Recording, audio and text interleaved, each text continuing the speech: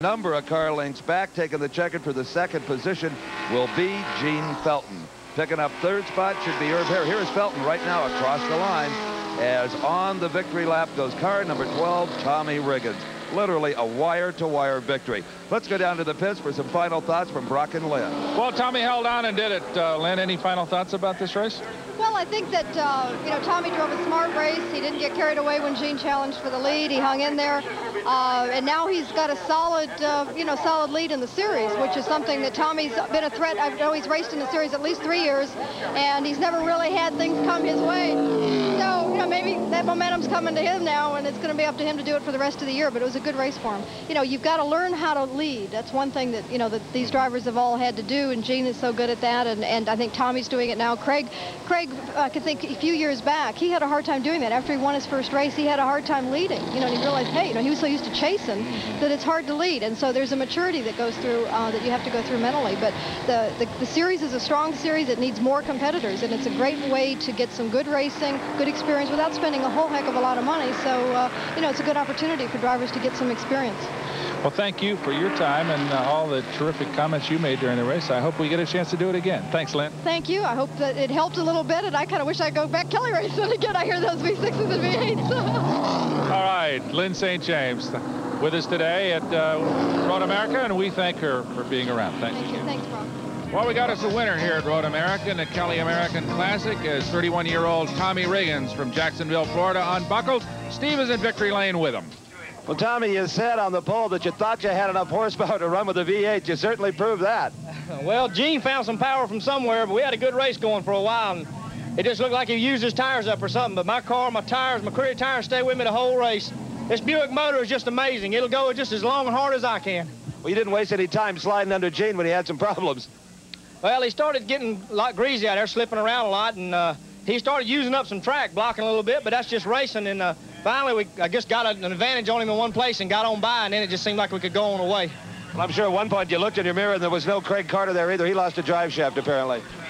Well, that's a shame. I hate to see him lose the points, but it's sure nice to have a little comfortable margin for a change. No, you don't hate to see him lose the points. Nah, he's a heck of a competitor. He is that. In fact, right now, let's go to Brock Yates, who is with our second-place finisher, Gene Felton.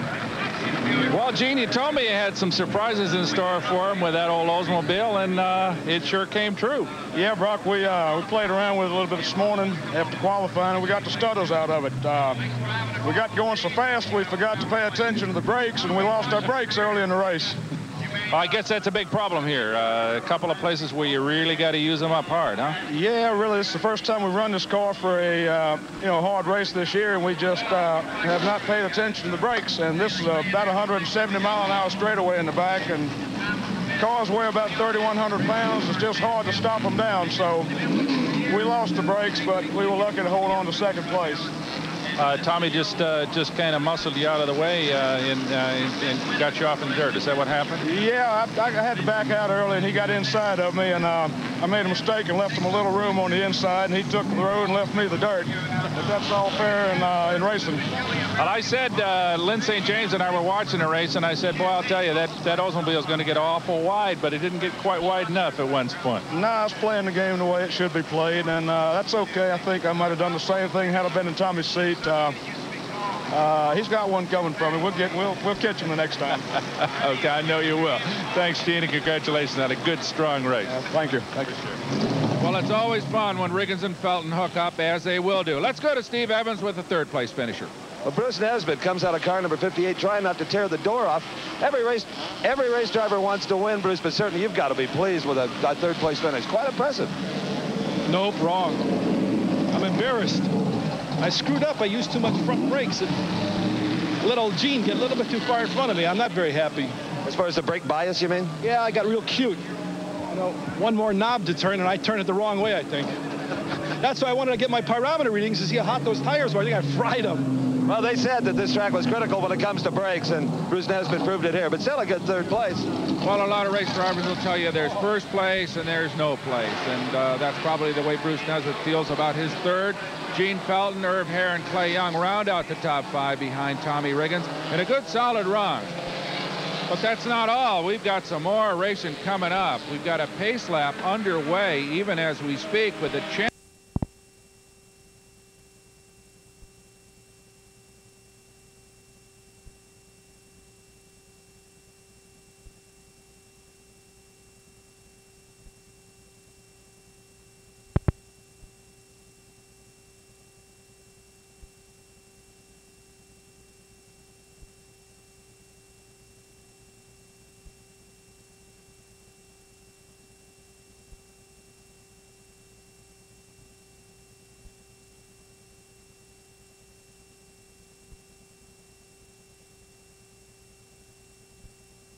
Style with softness. Ooh, Alberto moves. Feel that softness in your style. Ooh, Alberto.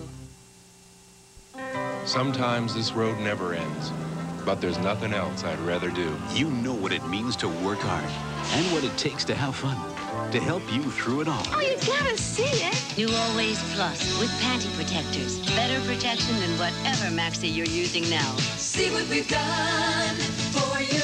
Where do I get it? Make style. Vidal Sassoon. Waves. Peaks. Down. Up. Soft. Spiky. If you don't look good, we don't look good. Make history. Vidal Sassoon. Enjoy extra sugar-free gum. You get extra flavor, extra fun in extra sugar-free gum. Extra, the only leading sugar-free gum with NutraSweet, gives you extra refreshing flavor that lasts an extra, extra, extra long time. Extra flavor for that extra long glide. Extra flavor for that extra long ride. When you chew it extra, the extra fresh flavor lasts an extra, extra, extra long time. Extra lasts extra long. Aspirin was introduced in 1899. Tylenol in 1955. Today there's Advil. One Advil is as effective as 2 regular strength Tylenol or 2 regular aspirin. Advil, advanced medicine for pain. The doctor said I have swollen hemorrhoidal tissue. Then get Preparation H. Preparation H relieves pain and itch for hours, and it helps shrink swelling of inflamed hemorrhoidal tissue. Preparation H works great. Doctor recommended, hospital tested Preparation H. How do you feel about spending the night with 2 handsome young men? I better remember to take my vitamins. Join Bob Hope and his guest when they lampoon the new TV scene Monday. There ought to be a law. This is perversion, Your Honor. I want to know who is on trial here. I warn you. I warn you! If I can't get justice here, I will get a gun and I'll do it myself. That's enough. You're in contempt. Your Honor, she's threatening me. You think I won't? Now there is a law. L.A. Law. A 2-hour movie preview Monday.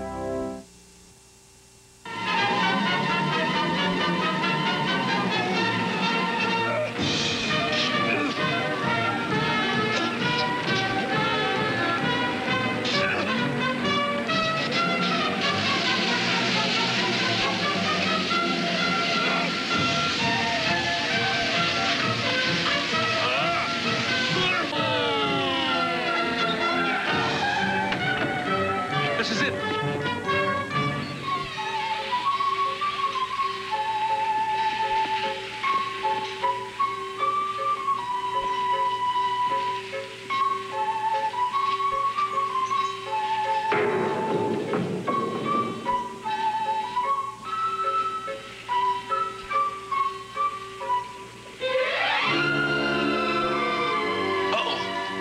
Rusty Poppy. Haven't you learned by now, silly? They're gonna be fine.